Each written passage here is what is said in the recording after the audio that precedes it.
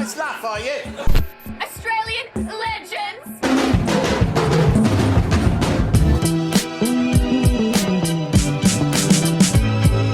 Hey!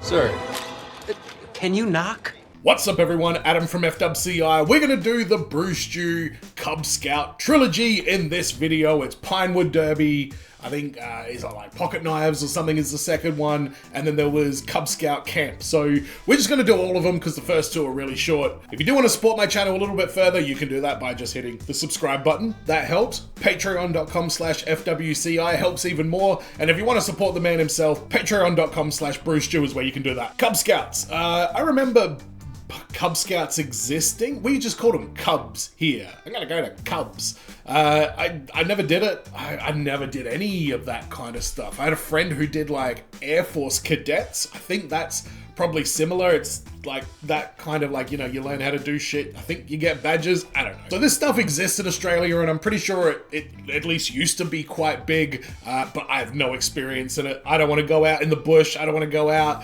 camping. I don't want to go out, you know, doing wood carving and yeah, no way. Give me some air conditioning and PlayStation 5, or back then, air conditioning and Super Nintendo Entertainment System with Super International Cricket. So the first video is called Brewstew Cub Scout Pocket Knife. I mean, I think I did have like Swiss Army knife was like pretty common for kids to have growing up, which it didn't have any kind of like really sharp knifey shit. There was pointy stuff in there, but there was not, it wasn't like a blade that you could like really do a great deal of damage with. And it had like screwdrivers and corkscrews and scissors. The one that I had a toothpick. No thanks. But I was never somebody that got like really into, you know, knives. I know there are people out there that are just fascinated by them and they collect them and stuff like that. Never really been my thing, but I'm very excited to see what the Cub Scouts are going to be doing with their pocket knives. This is Brewstew Cub Scout Pocket Knife. Brewstew.com. Alright, intro, I see you. When I was 10 years old, I was a Cub Scout, and the most important thing to... When I was 10-year-old, I was a Cub Scout, and the most... He sounds so, like, no energy at all. That's why you became a Cub Scout, because you heard you could get a goddamn knife. And everybody's like, well, don't you want to earn merit badges? I'm like, no, I don't want to fucking earn merit badges. How am I going to impress a Girl Scout with my goddamn merit badges? No, you fucking show them your sweet-ass pocket knife. That's what you do. Yeah, check that shit out. I could cut down a tree with this damn thing. Now, in order to get your pocket knife, you first had to earn your whittling chip card. And your whittling chip card... Tyler has completed the Shavings and Chips Achievement 19 in the Big Bear Cub Scout book and has demonstrated knowledge of and skill in the use of a personal pocket knife. By completing these safety requirements, he has earned the right to carry pocket knife. The right to carry pocket knife at Cub Scout functions. Is that not done? Mr. Hot Dogs. All right.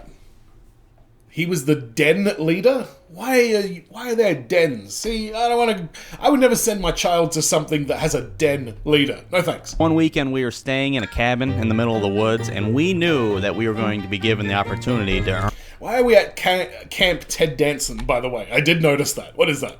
Why is Ted Danson buying up campsites? We were staying in a cabin in the middle of the woods, and we knew that we were going to be given the opportunity to earn our whittling chips. The only thing that you had to do to get your whittling chip was to carve an animal out of soap. That was the only thing you had to do. Any animal, it didn't matter, as long as you didn't stab yourself or any of your friends. So I'm sitting there, you know, carving an elephant. Well, it was an elephant. And then I cut the trunk off, and it was looking more like a wombat or something. And I turned to my best friend David, and I look at him, and he's white as a ghost. And he looks at me, and he's like, dude, look at my... What did you do to your hand, David? Oh, God.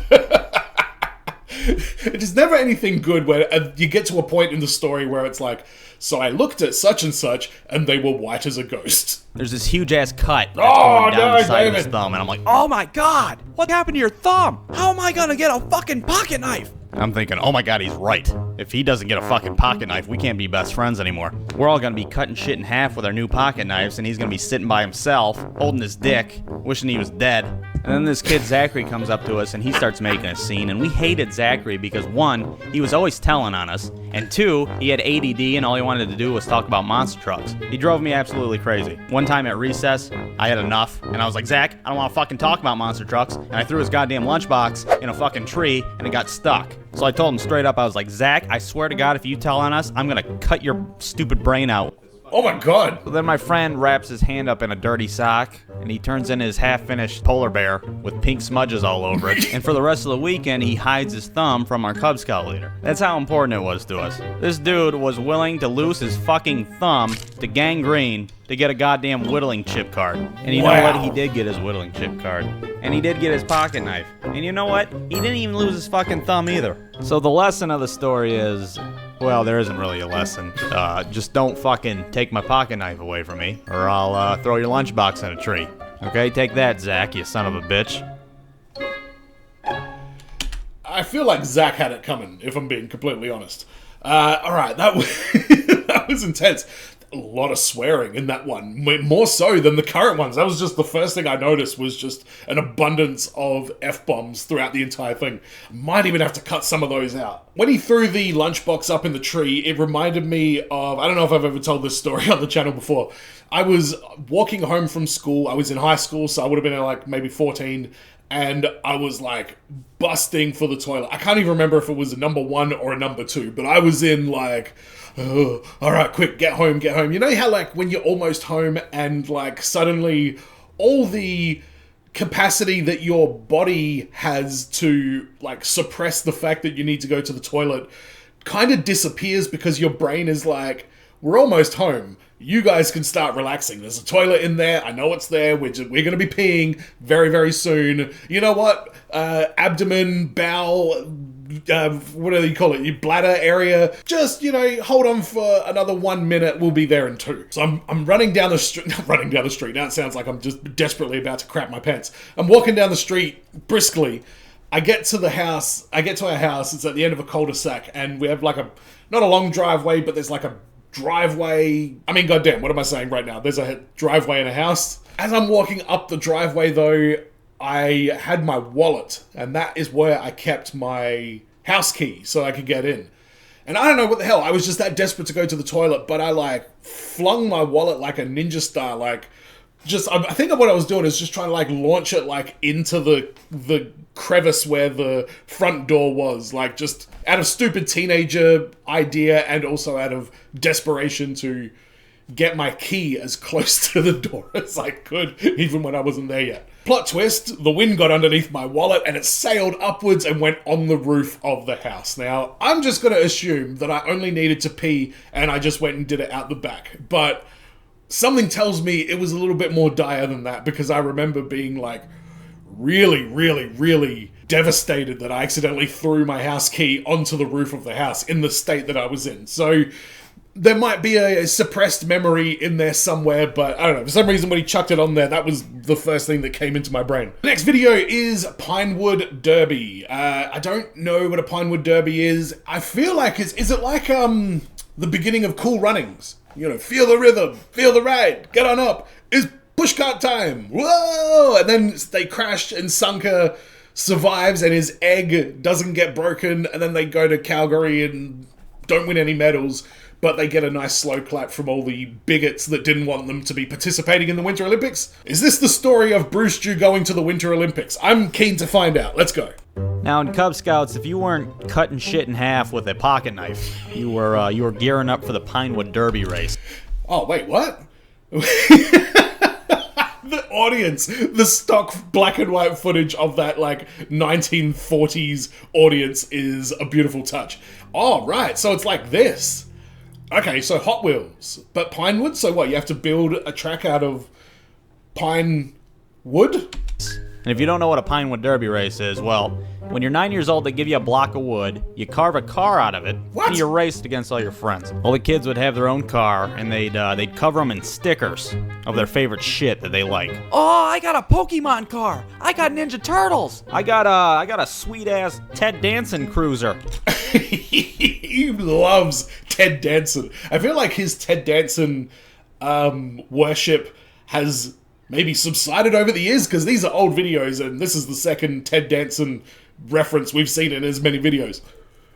Okay, so you have to carve it yourself. So what if you don't know how to carve, like, symmetrical wheels? Is your thing just like what is this? And I like the color scheme on the Cheers car the most. Well, this one particular year, my best friend calls me up the night before the big Pinewood Derby race, and he's like, dude, I totally forgot to make my car. And I'm like, I don't know what to tell you. I'm fucking 9 years old, dude. What do you want me to do? I'm pretty shitty with a bandsaw. Okay, my dad made mine, like everybody else. This dude's bright idea. Is your dad allowed to make it, or is that just everyone's dad's getting a bit too competitive? Because, he's just gonna race the block of wood. Why the hell not? Pound some wheels in there you go. It's technically a car if it's got wheels. And then he painted some tiger stripes all over it. Like that's gonna fucking fool anybody. I think that's pretty goddamn good, to be honest. I'm here for this guy. And we take one look at his car, and we almost piss ourselves. And he's all He's winning, isn't he? pissed off. He's like, I'm gonna fucking show those guys. This Yeah, block of you wood's show 'em. gonna light the track on fire. It's a big deal. It's the fucking Pinewood Derby, okay? Now, the most important part for me was the trophy giveaway, okay? Because they gave a trophy out for first place, second place, and even third place. Now, I knew I wasn't gonna get first or second, all right? But I thought maybe, just maybe, my Ted Danson car could pull me in third. And my car actually did pretty. I love the realistic expectations. As a kid, I was like that as well. I knew my limits. I was like, okay, I know I'm not going to get this, but if I can get third, then that to me is a huge win. I'm hearing every bit of that. Pretty good. I was within striking distance of that third place trophy. All I had to do was beat my best friend. If I beat him, I got it. I got that raisin-sized trophy. I don't even care. That's the only thing I want, and I'm gonna do it. I'll be damned if that fucking Tiger Block's gonna beat my ass. And speaking of which, my buddy's car did absolutely shitty. Okay, it lost every fucking race it was in. No! It was so damn slow, it looked like it was going back up the fucking hill. People were like, holy shit, that's gonna burn a hole through the track! So we go up there and we put our cars on the track. Everybody's quiet as hell. The tension was so thick you could...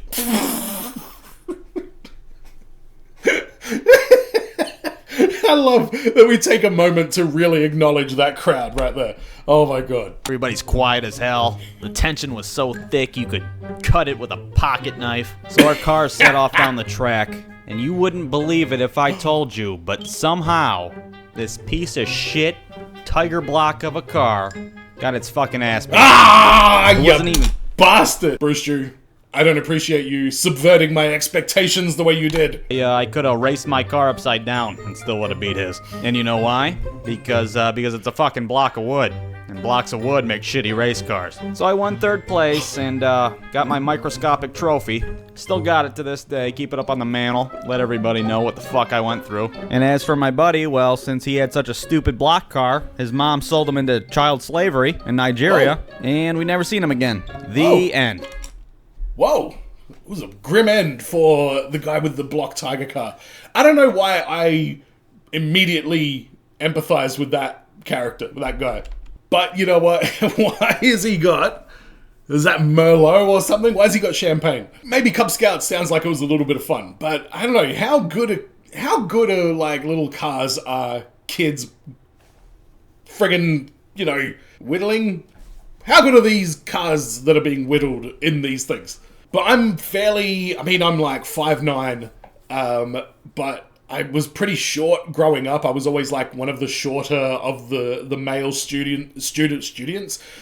I was always one of the shorter male students in the class, which meant I had little legs, but I knew my limitations when it came to like competitions and stuff like that.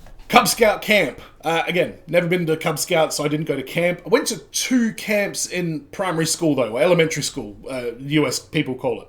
And they were fun. They were very short. They were like, I think one of them was 2 nights, one of them was 1 night, and it was just like a big cabin. And then you go up to the big room, everyone has breakfast, went out fishing, played some volleyball, I think, some shit like that, and then we went back home. Pretty standard, probably below average camping experience. Like, although this is probably different shit because these are Cub Scouts. They got pocket knives, so they're gonna, you know, whittle a mansion out of a tree or something. All right, let's go. All right. Now, when I was a kid, Cub Scouts was a big... Yeah, right. Now the voice is so much higher. I would love to find out from the man himself the decision to cartoonify his voice a little bit more, because even though the new ones it's a higher pitch, the older ones, they sounded a lot more human in a way. I don't know, I don't want to insult the man, but they sounded a little bit more grounded, whereas lately it's a lot more of a cartoon. It matches what's going on so much better. Alright, now when I was a kid, Cub Scouts was a big deal. And in Cub Scouts you do all sorts of stuff. You race blocks of wood down a ramp, you carve animals out of soap with a sweet pocket knife, but most of all, you got to go to Cub Scout camp. Now our Cub Scout camp was in this random plot of land in the middle of the city called Camp Miaconda. Miaconda, of course, is an old Mohican proverb that translates to land adjacent to a Kmart. And my little 10-year-old ass couldn't even pronounce Camp Miaconda. To me, it was always Camp Anaconda. Anaconda, of course, is an old English proverb that means shitty Jennifer Lopez movie. Now at Camp Anaconda, our main... Sorry to interrupt, but I just watched a video yesterday of Conan O'Brien and Steve Irwin talking about pythons, constrictor pythons. And Steve Irwin tells this crazy story about how he was just cleaning out the cage and then suddenly the python was wrapped around him and he was like, fuck, it is nuts, man. It was one of the craziest stories I've ever heard in my life. Go look up Conan, Steve Irwin, python. I think in the thumbnail is 4 people holding a gigantic python on the Conan set. 100% recommend. main goal was to earn merit badges. And I have to say it was pretty easy for us to earn these merit badges because our Cub Scout leader wasn't very good at his job. He liked to half-ass a lot of things. We'd be standing in the middle of the woods and he'd be like, hey, you guys know fire is really hot, right? Yeah? Okay, good job. Here's your fire safety badge. You guys know when you get lost in the woods, you're supposed to eat berries and fucking try to find your way out, right? Yeah, I guess. Perfect. Here's your forest survival badge. But Did he say you're supposed to eat berries? I thought you don't eat the berries. woods, you're supposed to eat berries and fucking try to... Nah, man, don't do that. Of all the badges that you can earn, nothing was more important than your Arrow of Light badge. Because your Arrow of Light badge proved that you were no longer just a shitty little Cub Scout, you were a full-blown Boy Scout. You're a man now. You're a fucking man scout. I am Boy Scouts. So on what would be my... A man scout. I didn't realize that was the progression for Cub Scouts, Boy Scout, man scout.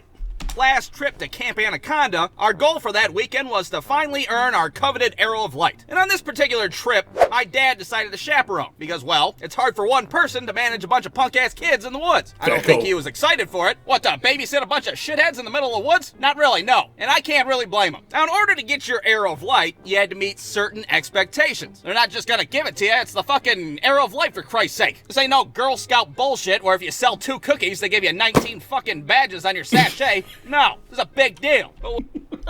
Alright, I didn't realize there was so much, animosity towards the Girl Scouts going on. With our lame-ass Cub Scout leader, we just had to do the bare minimum. Okay, it says here you guys gotta know how to tie a square knot. Can you do that? I can tie my shoes. Good enough for me. Next one here, you have to memorize the Scout Code. A Scout is trustworthy, loyal, helpful, friendly, courteous, kind, obedient, cheerful, thrifty, brave, clean, and reverent. Jesus Christ, Timmy, that was a bit overkill, don't you think? God damn, I would have accepted be good or not be an asshole, for Christ's sake. Now, our final test for our Arrow of Light happened inside of the cabin that we were staying in on the last night of the trip. Alright, here's the deal. You guys can get your little arrows of light as long as you keep this fire lit all night tonight and you don't burn down the cabin and murder everybody, okay? So naturally, we all decided to take 2-hour shifts watching the fire while the rest of us slept, and because it was my brilliant-ass idea, I got the first shift. Now, staying up for fire duty was pretty easy for 2 reasons. For one, our scout leader told us this really fucked up scary story right before bed, and it traumatized the hell out of us. Hey, you kids ever hear about the Manitoba Mangler? The Manitoba Mangler? Yeah, it's a story about a guy that murdered a bunch of children in the 1980s. Yeah, he hacked them all up into pieces with a dull chainsaw. It was fucking wild. And for 2, for those... Holy shit, hang on, is that real? It's a short story by Stephen King. Those of you that don't know, my dad likes to snore loud as hell. And when I say loud as hell, I mean if he was taking a nap on the couch, you could hear his ass from the outside. My dad does that as well. What the hell was that, a goddamn wildebeest? Hell, he'd snore so loud, sometimes he'd wake his own ass up. Ah, what the fuck was that? Is there a wildebeest in here? So there I am, on fire watch. My dad's snoring like he's possessed by the fucking devil.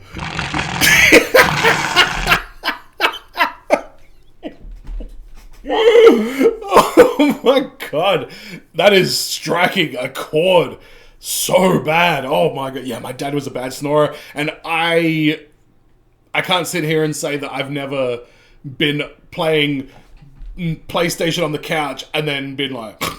And then I wake up to see that Duke Hudson is celebrating in the game because I just fell asleep and he pinned me in 1 minute. At this point, the whole cabin's awake. Jesus Christ, that man's septum is deviated as fuck. Some little kids outside the cabin taking a piss, wondering what the hell's going on.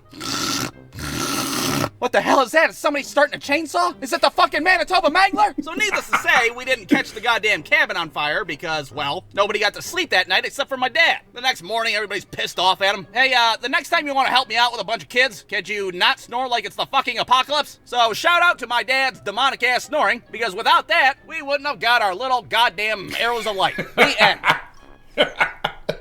Oh my god, I want a whole video about his dad snoring, because as somebody who had a snoring father as well, there's a lot of stories from that every single goddamn night. I would always see my dad like asleep on the couch, and I'd be like, Dad, wake up, and he's like, I am awake. It's like, then why are you awake going... I'm pretty sure I snore as well. I don't know how bad it is, but my partner doesn't seem to mind, so I'm very, very fortunate on that side of things. But honestly, I usually sleep face down in a pillow. I'm bad like that. That's an interesting badge, the way they have to like get it though, like light a fire and then you have to keep it lit for a certain period of time. I don't know, there's something very basic and simple about that I kind of like. But yeah, no thanks. You can keep your Cub Scouts. I don't want anything to do with them. I don't need my guiding light badge. I can handle fire just fine through common sense and basic caution. But let me know in the comments, did you ever do Cub Scouts or Boy Scouts or whatever the hell they call it in whatever country you're watching this from? In fact, let me know in the comments for the algorithm, what country are you watching this from? Thank you for checking out all my Brewstew reactions as well. I appreciate it. Don't forget patreon.com/FWCI, patreon.com/Brewstew. And by the way, go back like 10 seconds and turn on the subtitles and see what it says when I say Brewstew. Because I'm pretty sure when I say it normally, it thinks I'm saying something very different. Little Easter egg for you. And as always, everyone, be well, stay safe, look after your friends, ta-ta, and farewell.